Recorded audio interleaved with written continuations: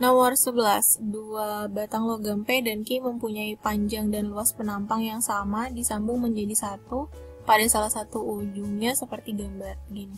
Bila konduktivitas termal logam P 4 kali konduktivitas termal logam Q, maka suhu pada kesambungan kedua logam saat terjadi keseimbangan termal adalah, oke, ini bisa pakai rumus ini ya.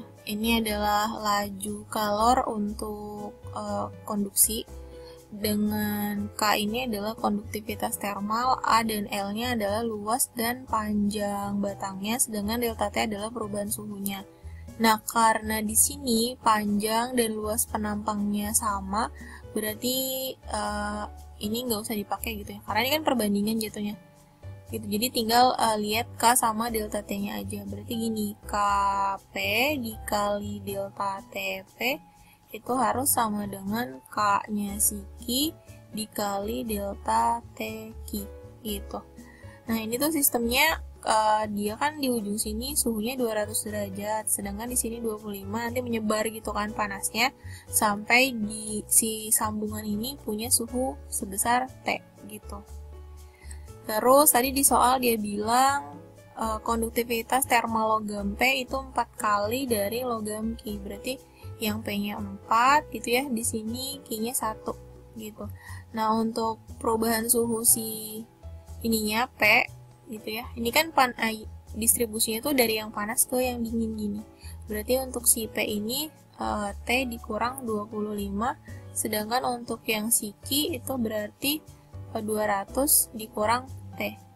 Gitu, ini tinggal dikali, berarti 4T dikurang 4 kali 25 itu 100 sama dengan 200 dikurang T.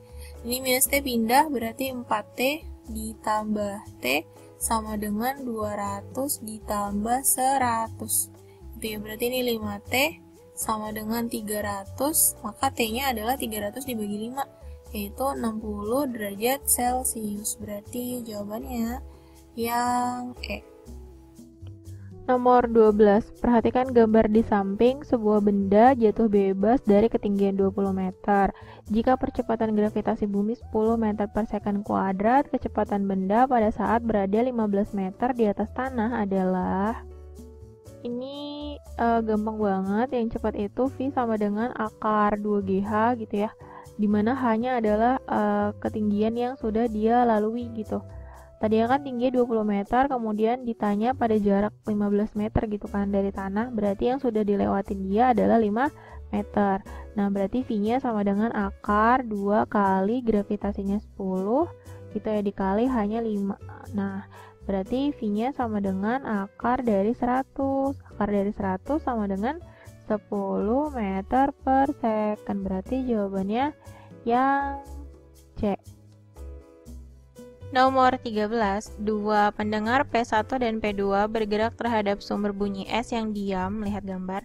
Kecepatan kedua pendengar sama, yaitu 50 meter per second, kecepatan bunyi di udara 350 meter per second, dan frekuensi yang dihasilkan oleh sumber bunyi adalah 1000 Hz. Perbandingan frekuensi yang didengar P1 terhadap P2 adalah...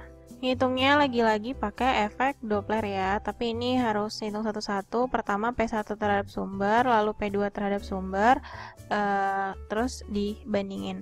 Nah, P1 ini dia mendekati sumber ya, berarti nanti kecepatannya positif ya. Nah, sedangkan si P2 ini dia menjauhi sumber, berarti ini dia negatif nanti. Nah, untuk P1 di sini berarti Fp1-nya sama dengan V. V-nya adalah kecepatan bunyi di udara, yaitu 350.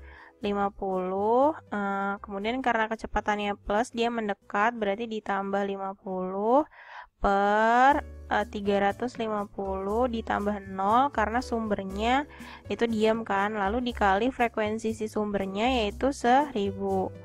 Nah, berarti ini sama dengan 400 per 350 dikali 1000, gitu ya. Ini mau saya buang nolnya, sama-sama dibagi 5, itu berarti 40 bagi 5 itu 8 ya. 35 bagi 5 itu 7, 8 per 7 kali 1000. Udah, ini didiamin aja. Lanjut untuk si P2. Untuk P2 berarti Fp2 itu sama dengan V-nya 350, dia dikurang ya, karena menjauh kan, dikurang 50 per 350 ditambah 0 lalu dikali 1000. Oke, ini setelah dihitung ya. Nah, kemudian dibandingin kan, berarti FP1 banding FP2. Nah, lihat nih. Mereka berdua ada angka yang sama, yaitu pertama 1000, kita hilangin aja. Terus ini juga 7. Nah, berarti perbandingannya adalah 8 banding 6. Diperkecil sama-sama dibagi 2, berarti 4 banding 3. Jadi, jawabannya yang E. Nomor 14. Pada gambar di samping, air mengalir melewati pipa venturimeter jika luas penampang A1 dan A2 masing-masing 5 dan 4 cm persegi dan G sama dengan 10 meter per second kuadrat, maka kecepatan V air yang memasuki pipa venturimeter adalah. Jadi di venturimeter itu di sini ada luas penampang A1, ini ada air yang masuk itu V1 gitu ya.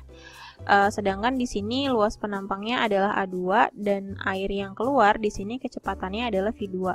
Nah, yang ditanya itu kan yang memasuki pipa, berarti yang ditanya itu V1-nya berapa gitu ya.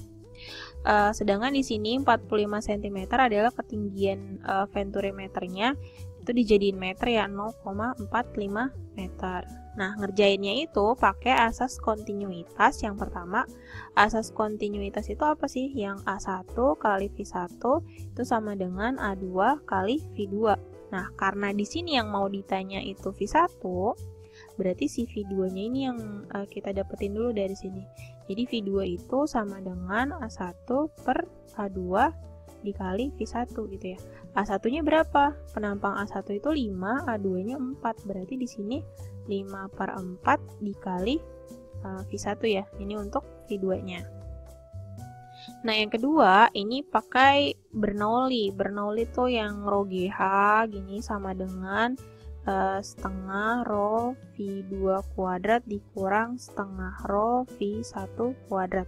Rho-nya adalah massa jenis air yang memasuki. Karena di sini semuanya air kan, yang di atas ini juga air kan sama. Berarti massa jenisnya sama semua nih, bisa dicoret ya. Nah, terus ini mau saya kali 2 semuanya supaya ini nggak pecahan, berarti jadinya 2GH sama dengan V2 kuadrat dikurang V1 kuadrat. Nah, V2 di sini itu diganti sama yang tadi udah kita dapat. Berarti di sini jadinya 2 kali 0,45 kali 10 gitu ya. Sama dengan V2-nya itu 5 per 4 V1 dikuadratin dikurang V1 kuadrat. Ini dikali ini tuh 0,9 kali 10 itu 9 ya. 9 sama dengan ini 25 per 16 V1 kuadrat dikurang V1 kuadrat. Nah, ini sama disamain penyebutnya.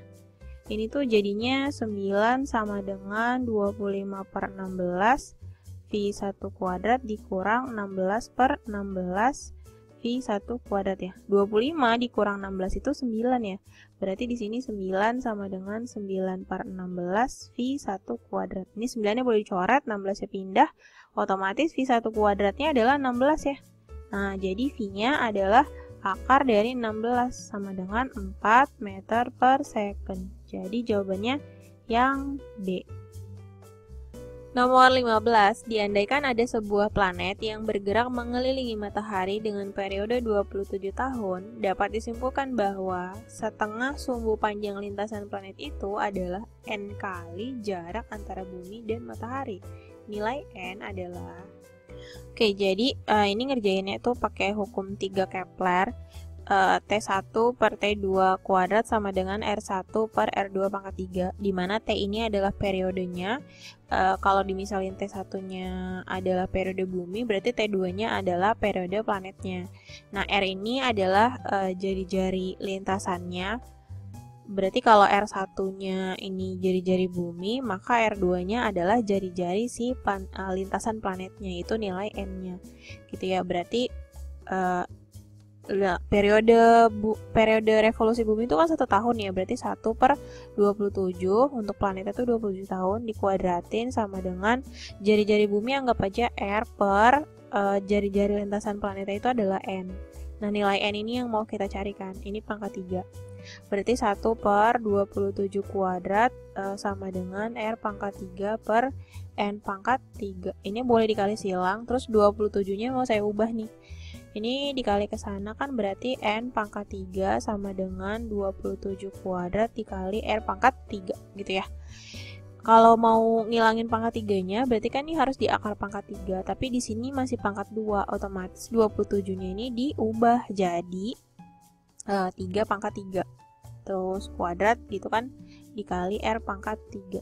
Nah, ini adalah si N pangkat 3-nya.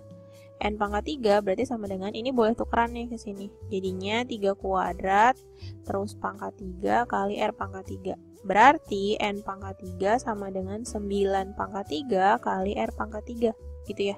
Tinggal di akar pangkat 3, maka N sama dengan 9R. Artinya apa? Si nilai N ini itu 9 kali dari jari-jari bumi. Jadi jawabannya yang C.